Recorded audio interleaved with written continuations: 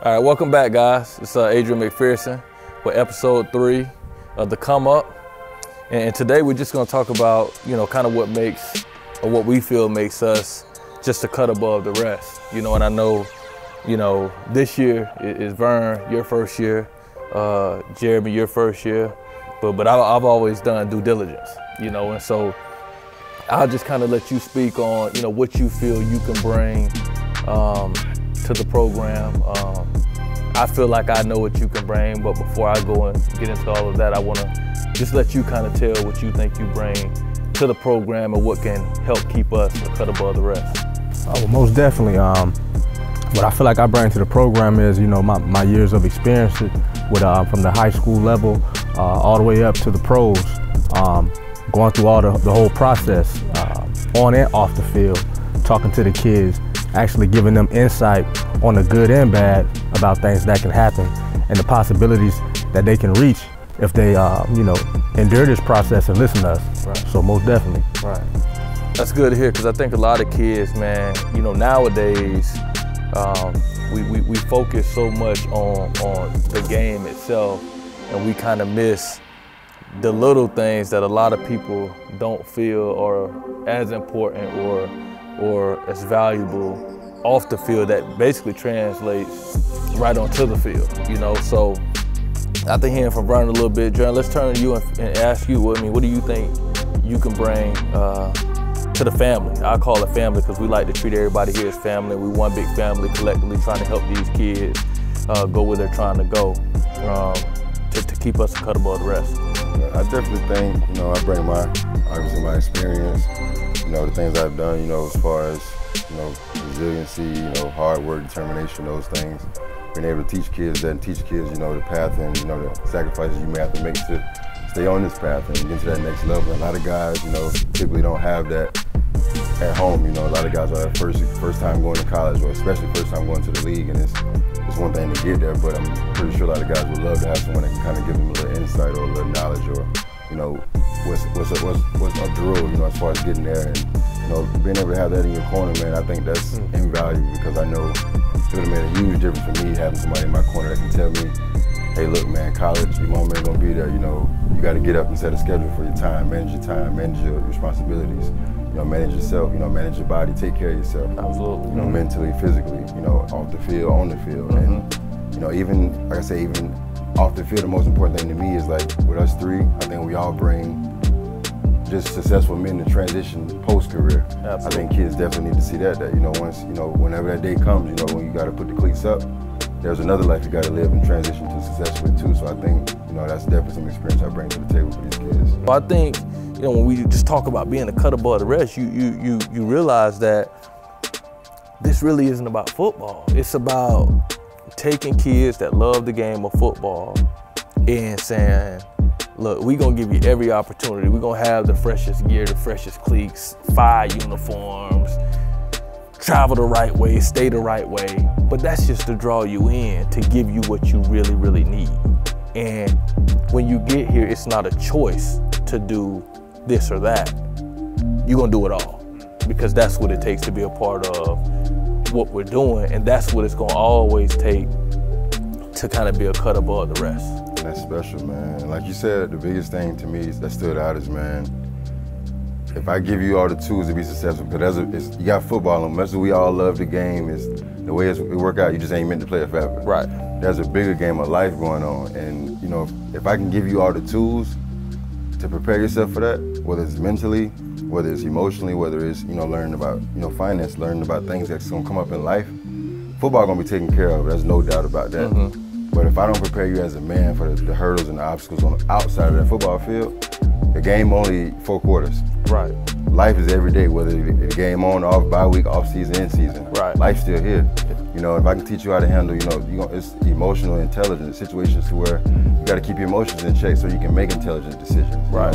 Dealing with other people, expressing your feelings, communicating to others. Absolutely. Even the way to talk to coaches, it's a way to express your opinion, express your, concerns without them being disrespectful, without bumping to with a coach. Absolutely. And like we all know, and every guy in the league can point out 2 or 3 guys back in their hometown to where they can tell you, straight up, there's 2 or 3 guys that's more talented, if you know, just as talented, if not more talented than me, that's not here because of some mental decision they made, whether it's snapping on the teacher, snapping on the coach, not being able to handle structure, not being able to be on time. You never know what these kids are going through at home, so if we can give them the best possible opportunity off the field to succeed in life, football gonna take care of itself. We got you on that end, but setting you up for life, if I don't set you up for life with the best tools I can give you, then I'm letting you down as a man, as a coach, and as a teacher, you know, ultimately. And I think having guys that's the most important thing, that's the main thing.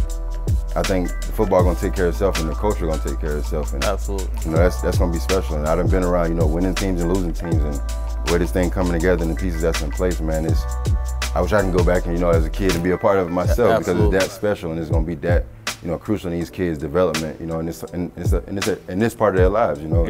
It's so important. It goes a long way, man. So I'm definitely glad to be aboard, man. I think those things definitely set the program apart from anything else. You got college programs and pro teams that don't even offer these kind of, you know, programs and opportunities for these kids, you know, so it's big time, man. It's special.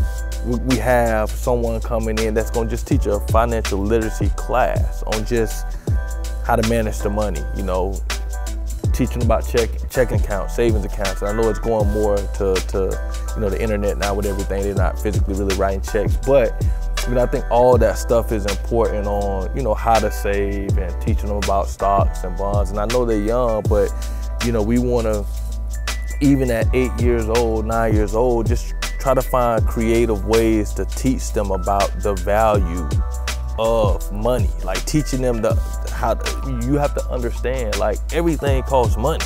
Like when your parents having you here, it's money. You know, your parents buying food, it's money. So for your parents to be making the sacrifices that they're making every single day just for you to live, we feel like you should be able to do the right things, you know. But if we can educate them on money, they can start being more aware on all of the money that their parents are spending on them to give them the opportunities that they're providing them with, you know. So that's another big thing that we're gonna have here that I don't think too many teams at all have, just that financial literacy piece to it, that it's not like just this 1 week thing we're doing. This is weekly, you know. We're gonna do these things and continue to educate them as they get older and different things like that. I feel like when you're in our program, you gotta have a 2.5 GPA at least, because you can't go to anybody college with a 2.0 GPA. So why should I allow you to be out here running around, making plays, putting you in the freshest gear, you know, and you got a 2.0 GPA, you know, and I know you're talented enough to play at the next level. So you gotta have a 2.5 GPA. You don't have to come in with a 2.5, but that was a big reason why I say, you know, we have to get tutors for these kids. We gotta make sure they got tutors. Every day you come in here, we're gonna have tutoring from 6 to 6:45. And it's not a choice, it's mandatory. I don't care if you're a straight A student, I don't care if you're a 2.5 student. We're gonna have tutors, and if you don't have homework, you better bring a book. You better bring something to do for those 45 minutes where we're expanding our minds from an educational standpoint. You know, we want to always be able to grow. I think another thing that makes us totally different is every day we're gonna have, well, leading up to these tests, we got an SAT, ACT prep every day.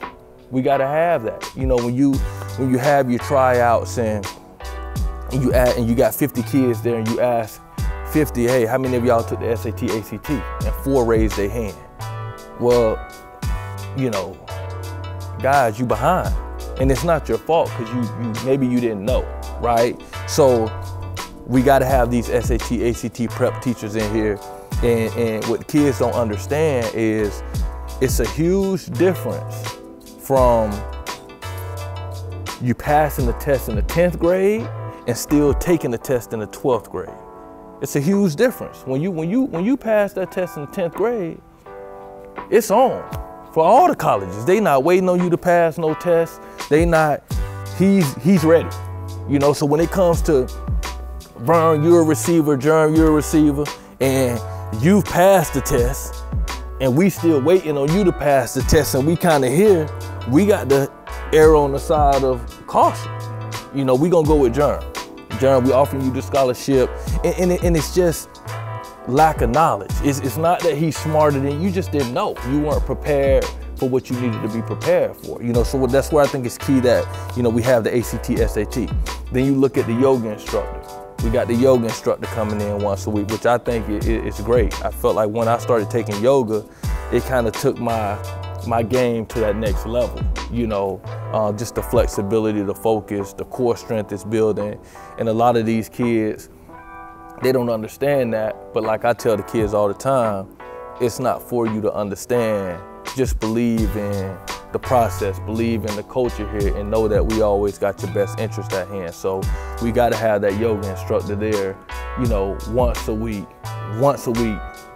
mandatory. You're gonna take yoga. I don't care if you're 8 years old or you're 18, we're gonna get you started early. You know, you bring in the recruiting coordinator, where you here to do one job. You here to make sure their profile is where it needs to be academically. They've taken the test, they got their film. You here to package they profile, and we're gonna ship it out to everybody. That's your job.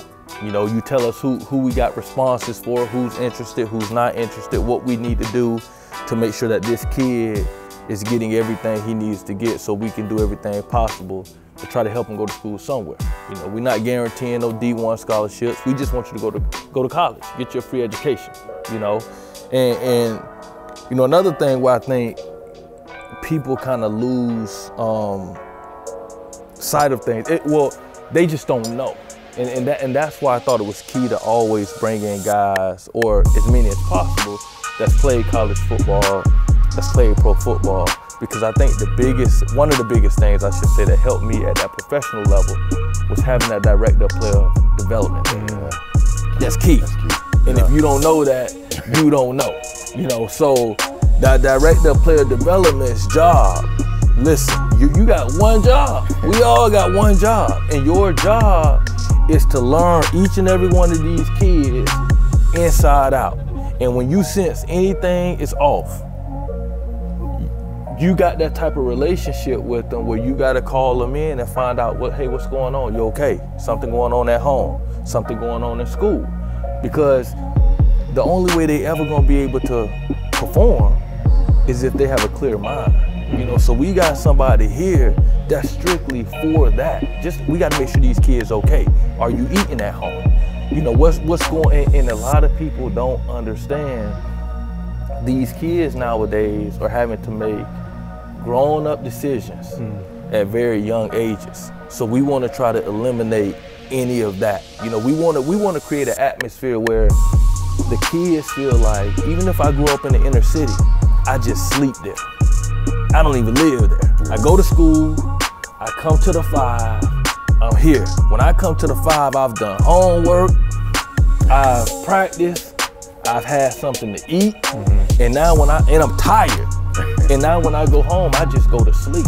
And they love being there. You know, where, you know, and I think about just places in town, where else can you have a group from 8 years old to 18 in one area that love being there every day? Well, we got a bunch of coaches that have done it at the next level, that know what it takes, who all have different resources, who have all taken different routes. So any kid that comes in here, I feel like can relate to one of us in some type of way. They may want to talk to me about one thing, but then Coach Jerm or Coach Byrne about, you know, something else. I think even with the younger kids, and this is kind of, you know, where I'll leave it, the biggest thing and probably the most exciting thing that I am about for them is that I was able to find a early learning reading specialist to come in for our 8-year-old kids. And she's just basically here to make sure they on par with, you know, are they on the right reading level? How can we get them where they need to be? And the crazy thing is, you know, again, because I'm real picky about who I bring on, it's my 3rd grade teacher.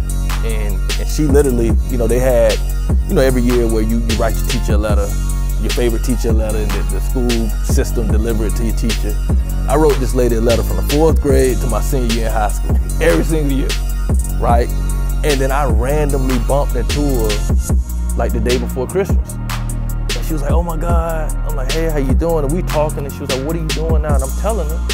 And she says, I want to be a part of it. How can I be a part of it? You know, and the first thing that came in my mind is, this is a lady that changed my life. She don't even know it, the impact that she had on my life.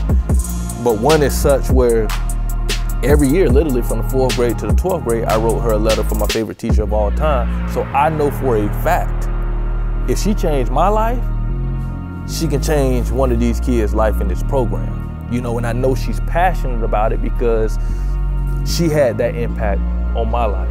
And, you know, I just kind of let you touch on, you know, some of the values that we have here that we feel kind of make us a little bit different. Right, so pretty much, you know, other than resources, we provide these kids with, you know, a loving environment, a family environment, you know, teaching them to care about not only their teammate, but, you know, your brother or your sister. You know, it takes a village to raise a child. So by all these resources, we actually giving them a real good foundation to go off of, you know, going back to, like we said, with structure.